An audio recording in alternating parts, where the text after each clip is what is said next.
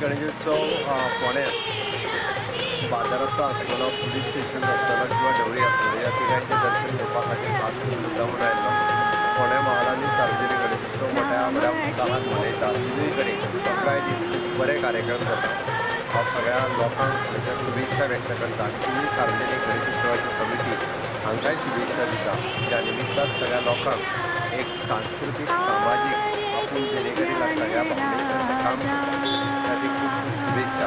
आमी सगळ्यांनी बऱ्या उत्साहात 11 दिसाचे गणपती मनयतात. सगळ्यांक शुभेच्छा.